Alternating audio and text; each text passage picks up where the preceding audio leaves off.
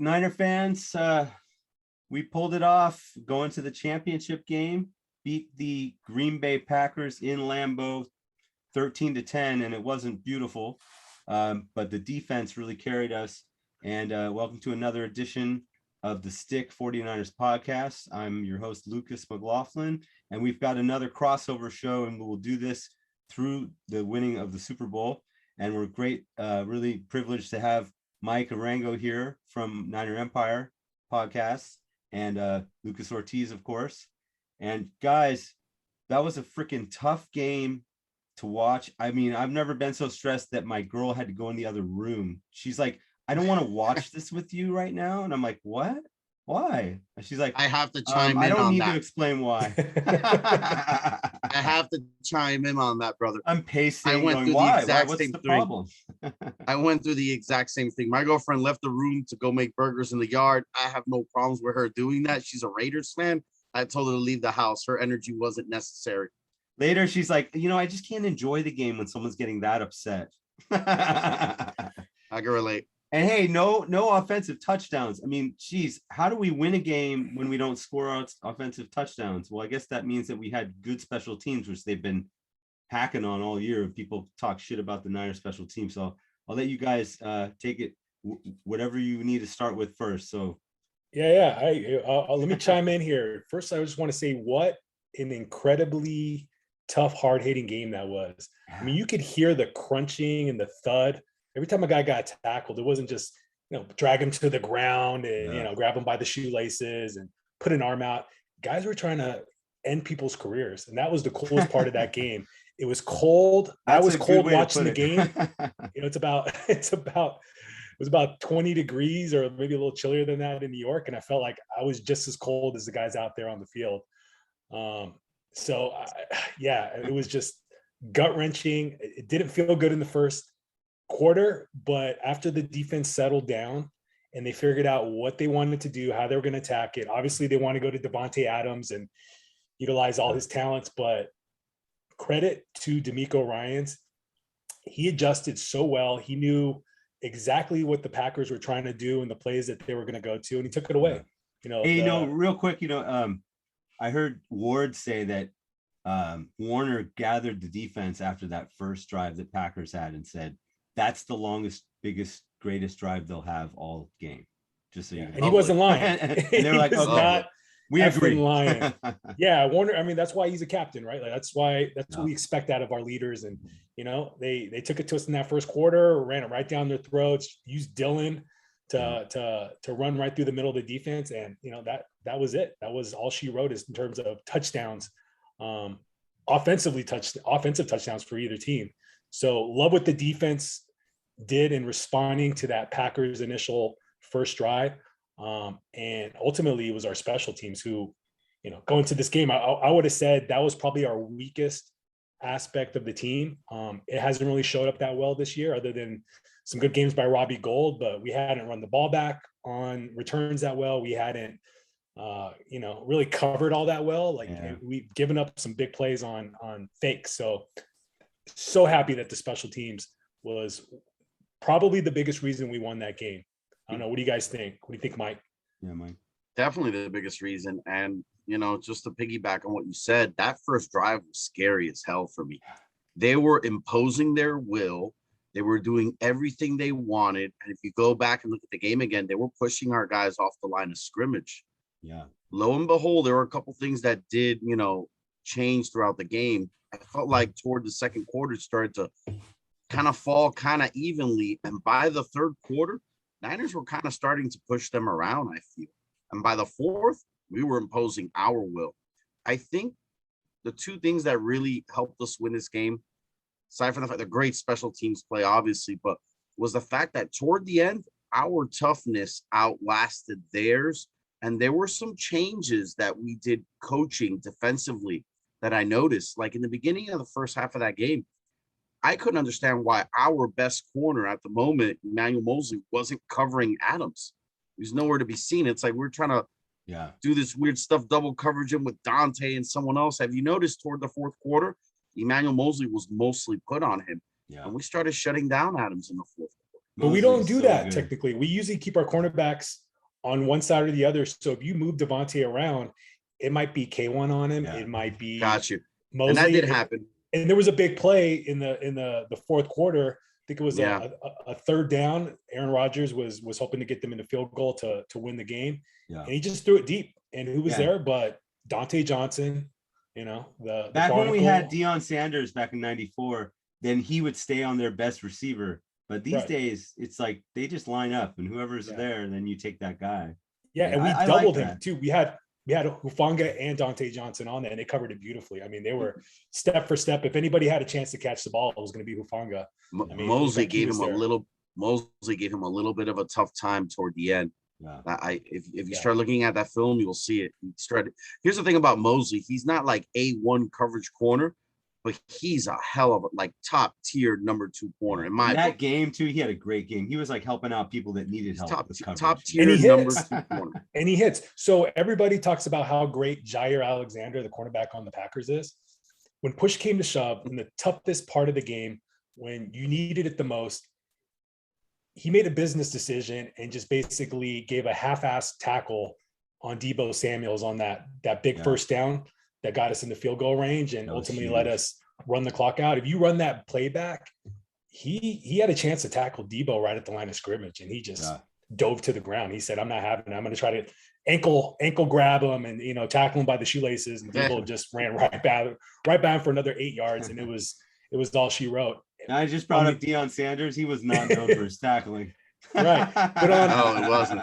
But on No, the it flip wasn't. side, do you guys remember that play? It was a quick out to Devontae Adams. I think the Packers were going in for their second touchdown. It was just a quick 5-yard out, and Mosley came up and laid the wood on him. And I think Devontae Adams Oh, that was a big hit, man. was That a step big slower hit. the rest of the game. He was a little different after that, for It sure. affected him. Yeah. Yeah. He was a little bit slower. He was slow to get up. He wasn't. Yeah, as that was quick. like in Red Dawn when the guy drank the blood. Like after that, he was different. Yeah. Yeah. I'm sure Definitely. some Go ahead. Go for it, buddy. All right. His blood is yours. You know, my dad said that once you do that, there's going to be something different about you. Always. Isn't that bad? snot bubbles popped out of his nose. Between a Mosley Hugely and underrated Alexander. player. Yeah. Yeah. So Hugely it's underrated players. hugely I loved underrated. him since his rookie year. And here's the thing, like I said, he might not be top tier, top five, even I think he's right outside. Like I think he's about like a top 15 corner, give or take. I do. I really believe that. He's climbing. Maybe even a little better. He's climbing know, up there. But the effort that you get from him, and not just that, but he's got a whole lot of speed to catch it too. So I thought he was a decent matchup for Adams because he's much faster than Adams. Adams not known for his speed. Adams is known for his route running. Definitely a fabulous route runner. I kind of want to throw this question to you guys. It's probably the most polarizing subject 49ers fans have is, what do we think of Jimmy's performance after this game? You know, he had a rough game, but he also made some really good throws. He did a typical Jimmy Garoppolo, right? There were drops. times that one. Okay, so first of all, when they finally started driving, and you're like so excited, like, oh yeah, we got to score right here. And he throws that weird throw. He had a few weird ones to the sidelines that are not even his typical Should have been throws. picks. Back foot to the sideline, like looking like Brett Favre's trying to throw it away, but trying to get it to a receiver at the same time.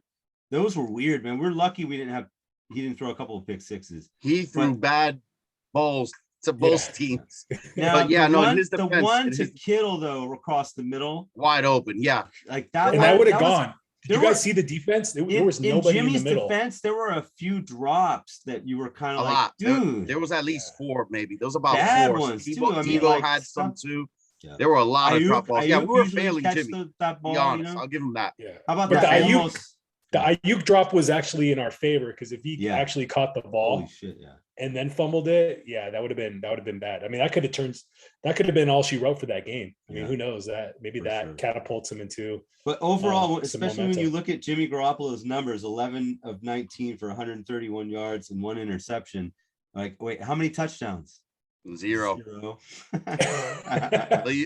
Well, he hasn't passed the number 2 all season. Yeah. Look that up. He hasn't passed 2 all season. Well, no, I think He Yeah, averages and- about 1.3. And when it mattered the most, when we needed him the most in the fourth quarter, he turns into Tom Brady. Yeah. Does he not? I don't care if he doesn't. If he it was a doesn't- game-winning drive, and he led us to a game-winning drive. He get more than 2 all season. That's fine because we usually get a lot of rushing touchdowns. But when the offense doesn't score a touchdown, that's a red flag. You know, I mean, against the Rams coming up, and we've beat the Rams several times. I hope we're not too cocky because, you know, they're in their house, and they know that if they win, they're going to be in the Super Bowl in their house. So we need to beat them, and we need to do it definitively, and we need to make sure our offense is carrying the load as far as scoring touchdowns. And they're trying to stop ticket sales to all 49er fans. Management is, and the NFL does allow this. I'm sad to say. Yeah, the NFL does allow 30,000. The NFL does allow it. They did it in the Titans game as well. They wouldn't let Cincy fans buy tickets. They're trying to close it out based on your address. So if you are a 49ers fan out there, I want you to heed my words right now. You need to get your tickets not through the stadium, but through another closer, so to speak. You need to go through someone else, not the NFL, because the team is allowed to segregate you outside of an area. If you're from San Francisco, I think that's horrible. I think that's totally unfair. I think a fan that wants to go to a game should be allowed to go to a game. Yeah. The NFL has already done it once or twice this season. I know they did it for the Titans game.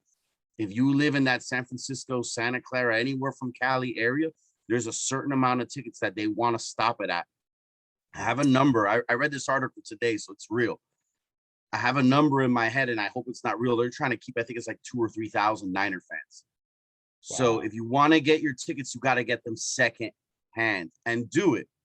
Do it, because we got the fans out there that want to do it. Sounds like you guys a flag make good money in season. California, baby. Spend that money and go to that game.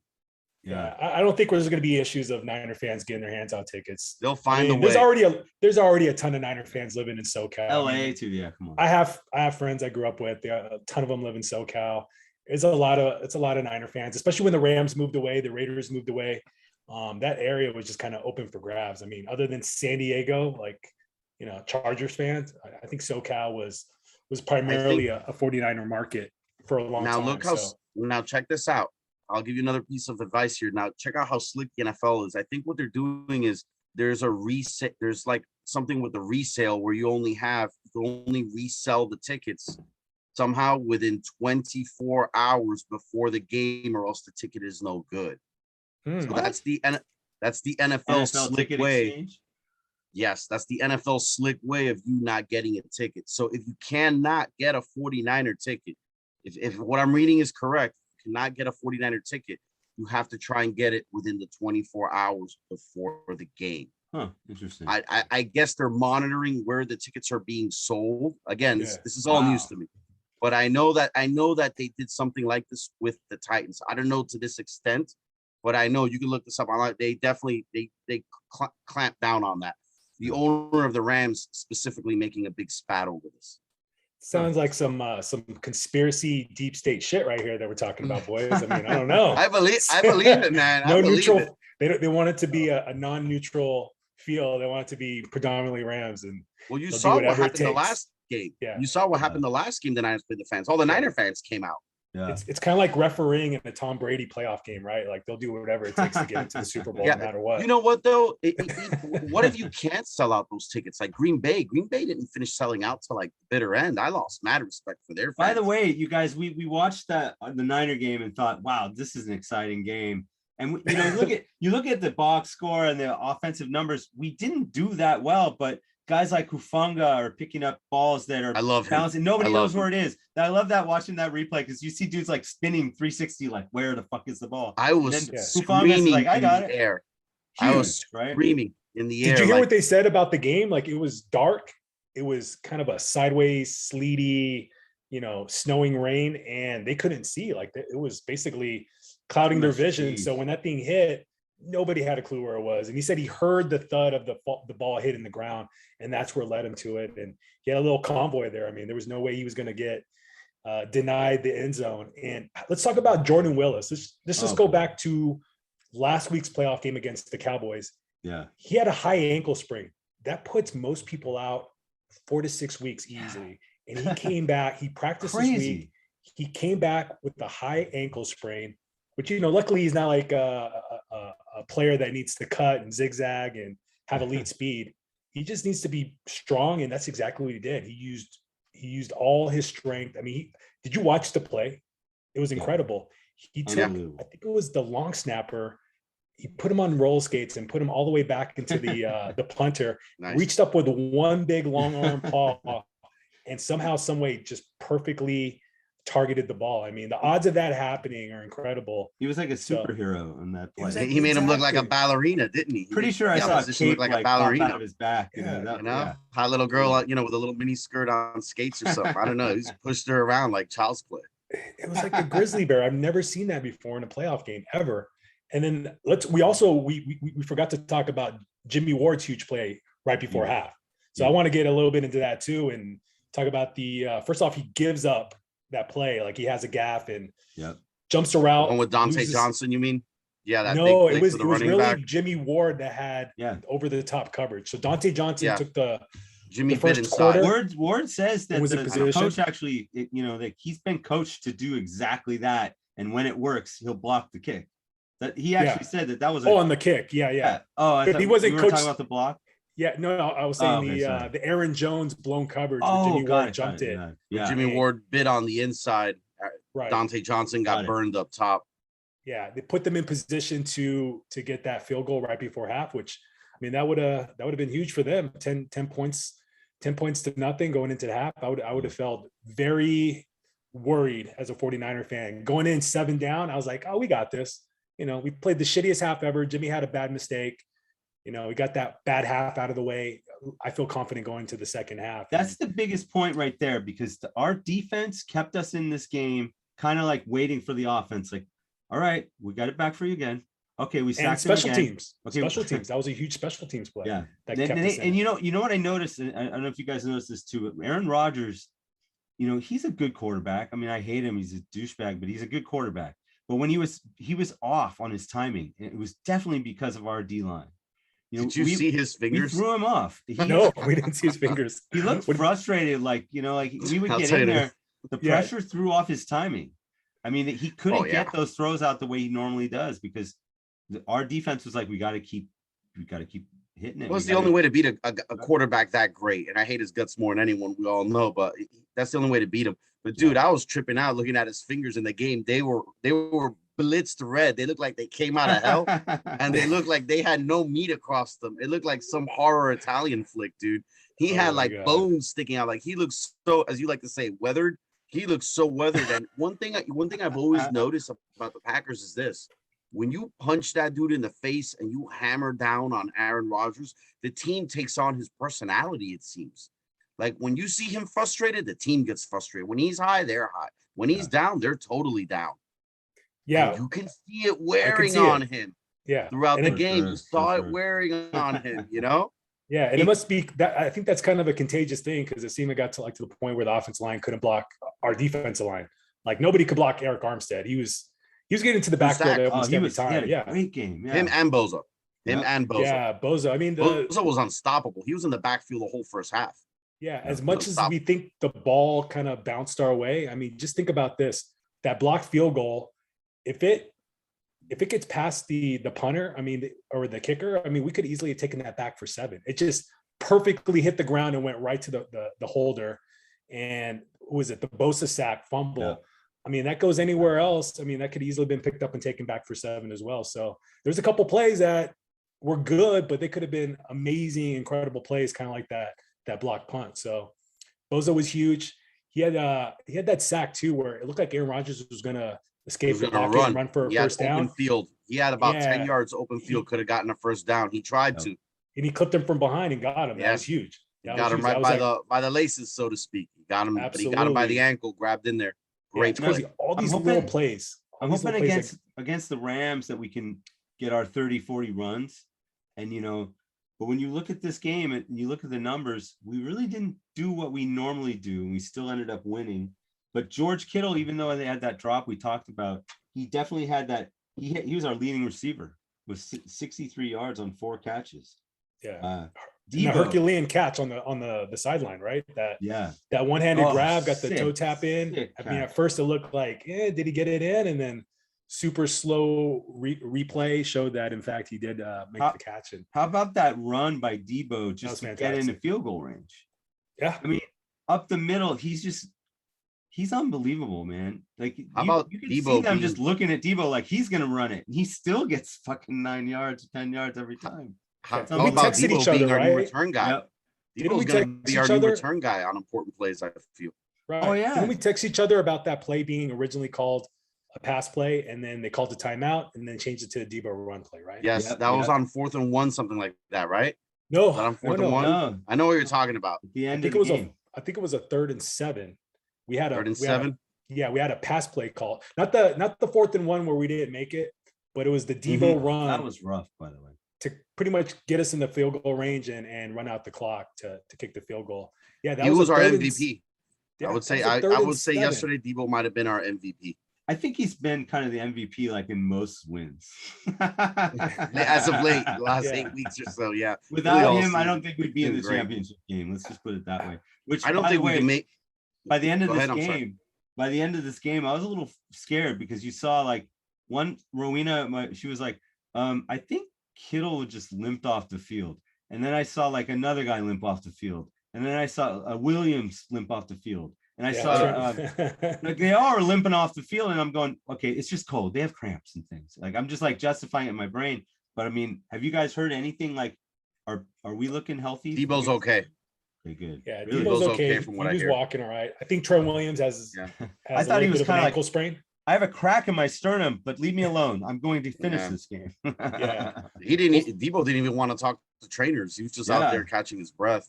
Yeah. Looked like he was I don't having think a heart it's- attack. I was worried about him. I'm not gonna lie. Yeah, when to. he hopped on, when he was hopping on 1 foot off the field after he got that first down. Yeah, and he was just Right puffing at the end for of the air game. for whatever reason, you know.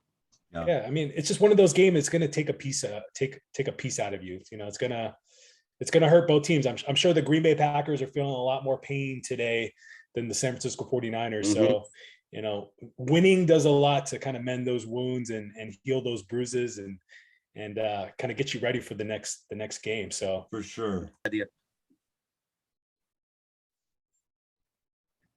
So do you guys, we need to talk about how we're going to stack up against the Rams. And I know that we beat them. We've had the upper hand especially this year, but what's going to happen?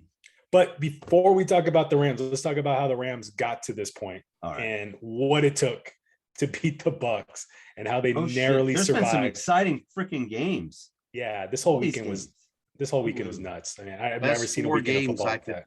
Best 4 games The Chiefs, at that game this was level I could out of remember in a hand. long time. 25 combined points in 1 minute and a half. Yeah. Insane, sick Yeah, but- game. Well, you could never count Patrick Mahomes out. I wish we could, but yeah. Yeah. And you know what's the sad thing? I've told you this before, Lucas Yes. or Luke. I don't know what Yes. to call you nowadays. Vader's kid, something like Yeah. that. But I'll be honest with you, man. Like, and I've told you this before. I wanted to draft Mahomes so bad, and it almost makes me feel like, as a fan, I should have that job. I swear. I'm sure I'll make many bad picks, but you know what? I would have drafted Rodgers, and I would have drafted Patrick Mahomes. I got that to my name. Nice.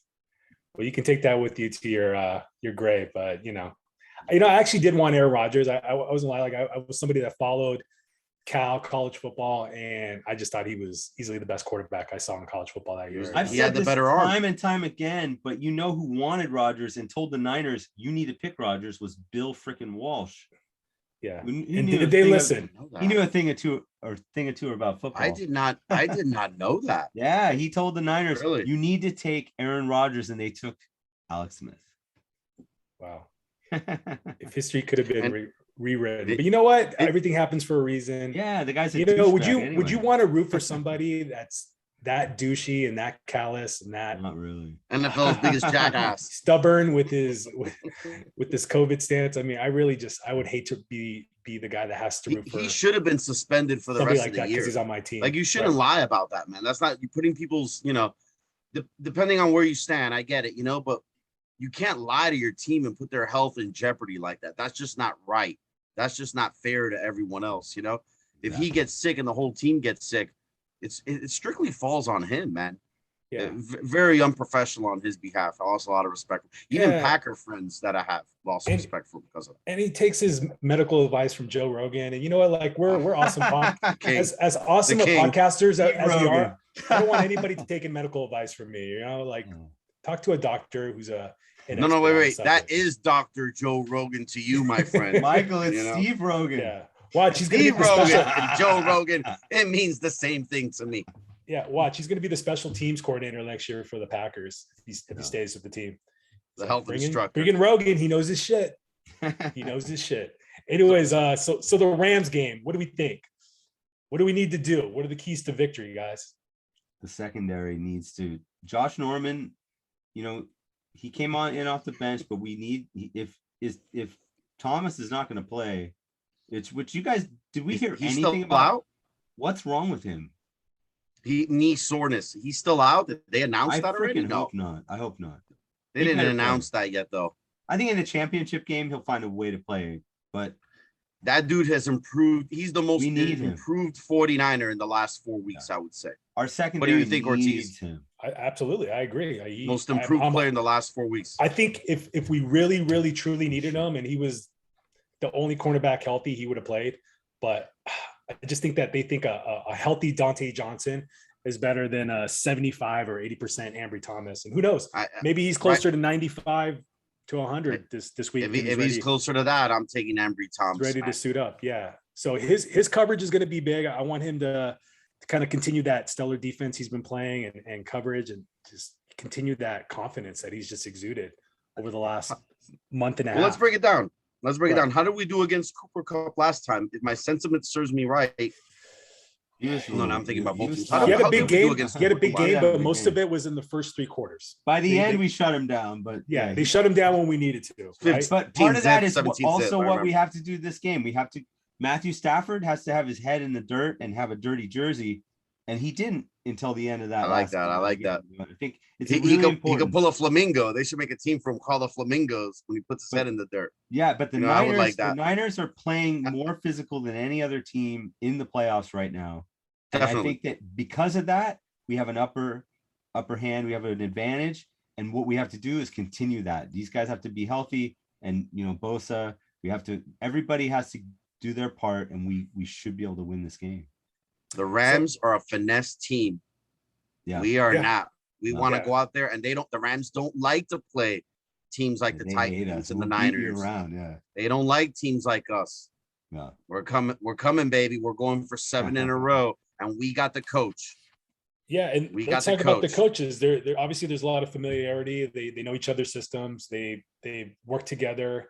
McVay was an assistant under Kyle, and we played them. Was it six times, winning all 6 times the last 3 years? Yep. So they know what we want to do. They know our physicality, and they're going to try to convince themselves that they're just as tough and can match. But ultimately, it's going to come down to their offensive line versus our defensive line, and I'll take our defensive line against, especially an undermanned Rams team. I think the left tackle is going to be hurt and not going to play again.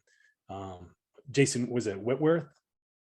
Andrew Whitworth. Yeah, I don't think he's going to play again this week. So they're not going to be able to stop us. And if D'Amico Ryans can play Cooper Kupp the way we played Devontae Adams after that first drive, it's not going to be a close game. I fully expect us to win by at least 2 touchdowns. I mean, as far as coaching goes, man, it's like Daniel LaRusso versus Mr. Miyagi. I'm going with the old guy, man. I'm going with the old guy, with the experienced guy. I'm going with the coach. Yeah, absolutely. I mean, we got to put Matthew Stafford in a body bag.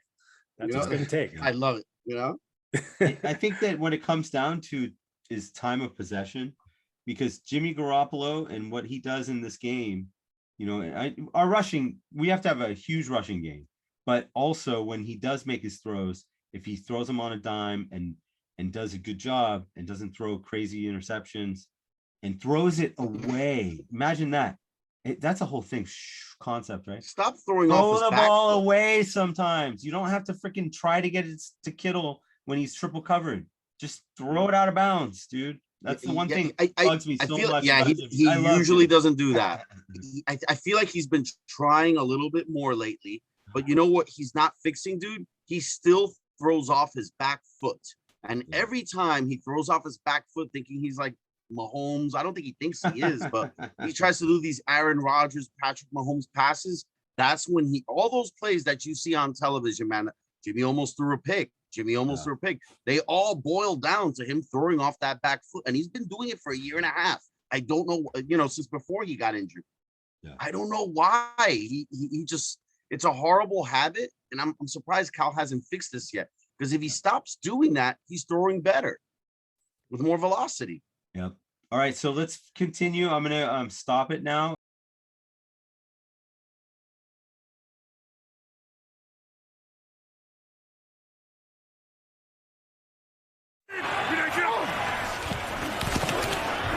Rodgers' ball gets hit. It is on the ground, and let's see who comes away with it. To the field, and let's see if Bosa's the one that knocks this one out. It sure looked like he was the one who was, coming off the edge right there. He gets it out.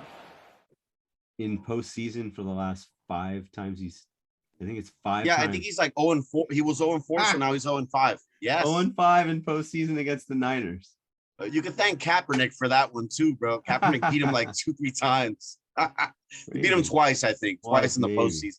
The Rams get to be at home, but we're going to have a championship game after a up and down season that we lost, I'm sure, like 4 or 5 games straight at one point in this season.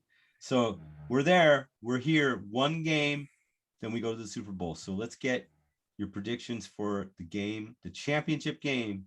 This is the biggest game of the year against the Rams. Mike, what do you like?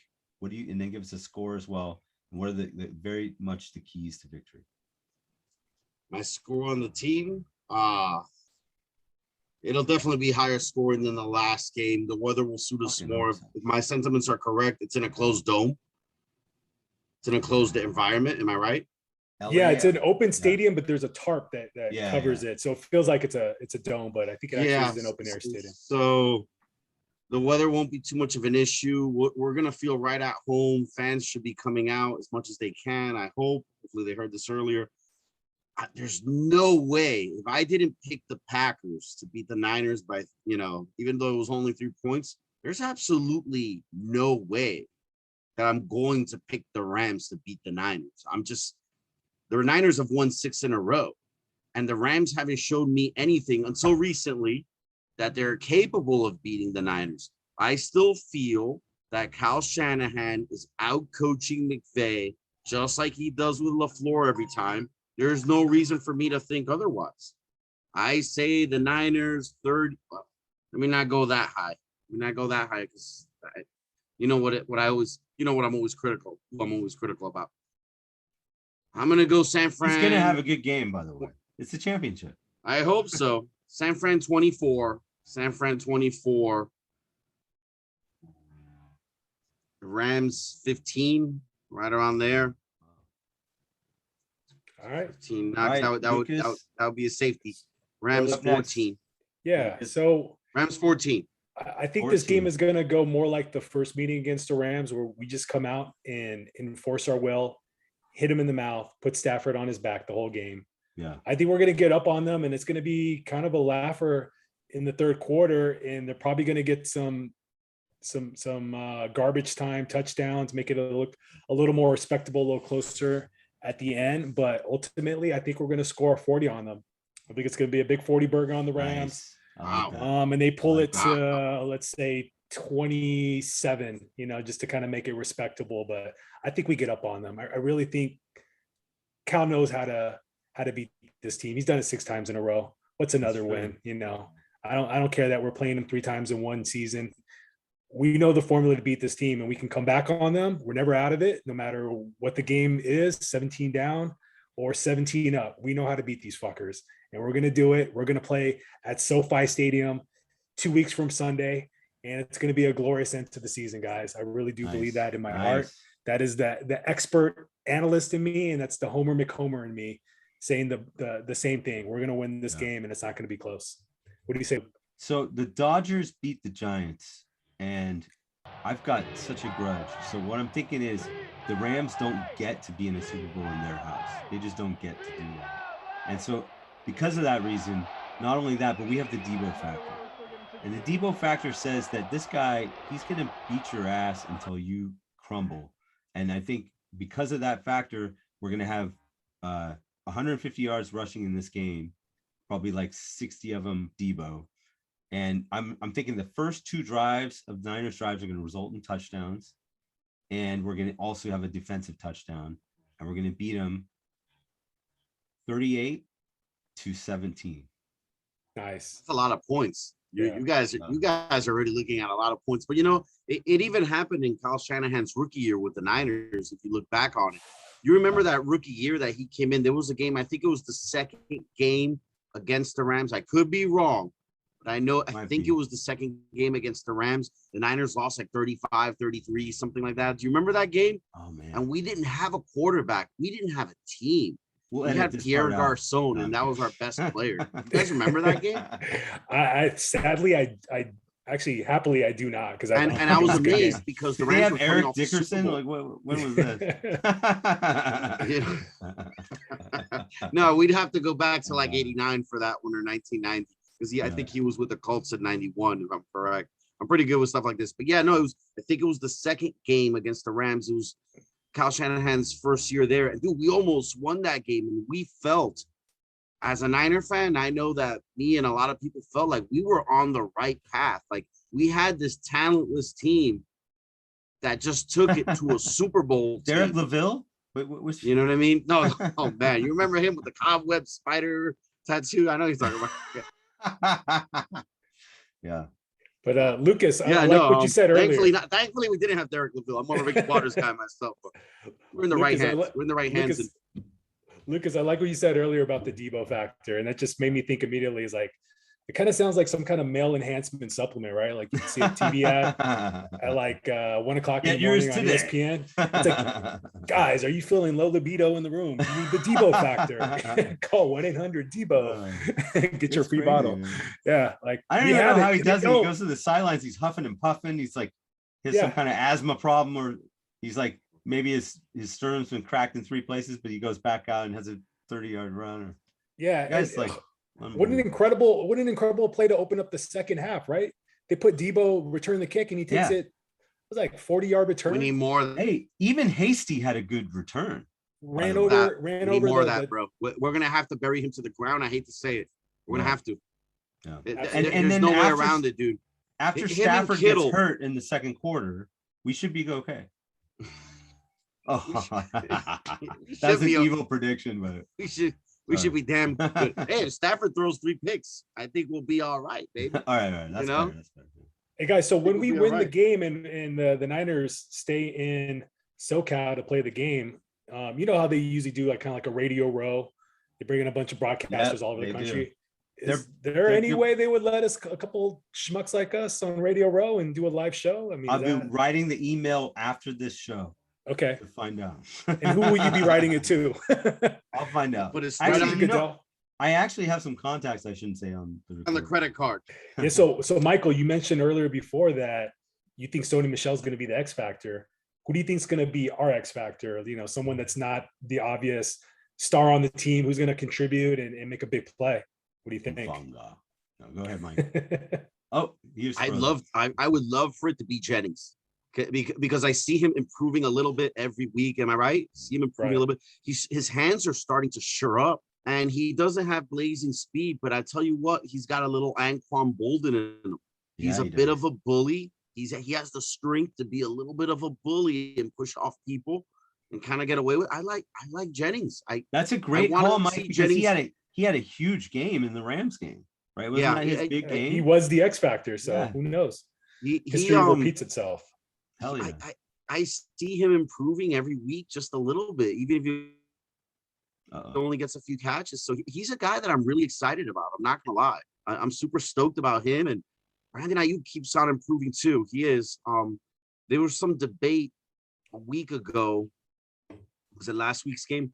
Whether or not Jimmy missed that pass to Brandon Ayuk, whether or not when Brandon was going to, that overthrown pass by Jimmy. Yeah. There was some debate whether who messed that up. Some people are saying, well, maybe Brandon Ayuk, it seems like he's running too flat, meaning like you played football before, Lucas, right? Right, right. It could have been more of a post flag or it going could have been, up. It could have going been up. Yeah. So there was some discrepancy there, obviously, between the two. Like when I started reading about understanding, I'm not going to blame anyone either way, but at the same time, it's like, dude, the guy's wide open. You got to hit him somehow. Here's the thing. He stopped. He didn't go up, but man, don't you just got to hit that receiver anyway? I don't care because receivers run flat to get open. Am I right? Right. Yeah. Well, let's they hope run flat.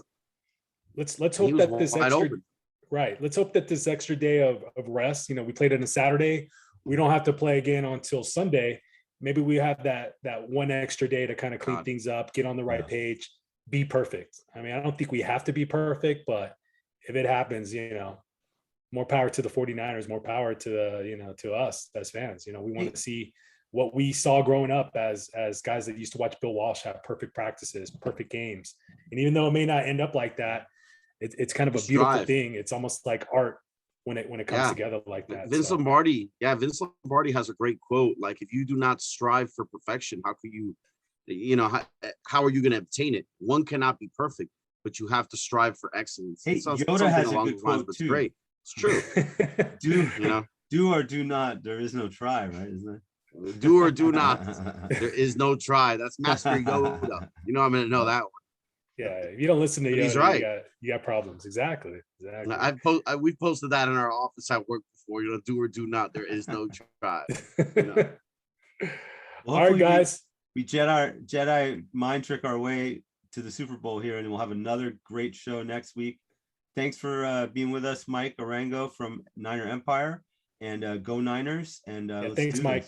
Keep rolling. Oh no, I appreciate it, man. It's always a pleasure. If we win this game, we're doing another one. Really cool to work with you guys, and you guys just sparked a little fire under me too, man.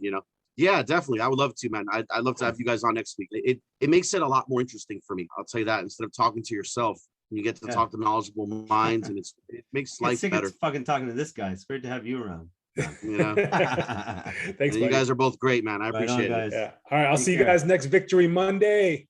Looking forward to it. Let's fucking do it, bro. Let's fucking take this fucking football. I know you don't like dirty words, and let's shove it down their fucking throats. Let's fucking shove it through the other end of town where the sun don't shine, baby. Fuck Aaron Donald. Fuck Matthew Stafford. Let's go. Yep. Fuck them all. By the way, did you guys see that footage? Or Lucas, did you send it to me when Garoppolo said, "Fuck the Packers"? Fuck the Packers. Yeah. Fuck the Packers. No, please send it to me. And if he doesn't say "fuck the Rams" after we it's beat the them, I'm best. gonna be pissed. Mike, have you Please seen send that? it to me. I'm not harassed. I am Robbie harassing Gould all comes my up to him at the end of the game and goes, "That felt great, awesome," and he give each other a hug, and then Garoppolo goes, "The Packers." Man, that feels good. Man, right? So fucking legend, man. Fuck the Packers. You fuck.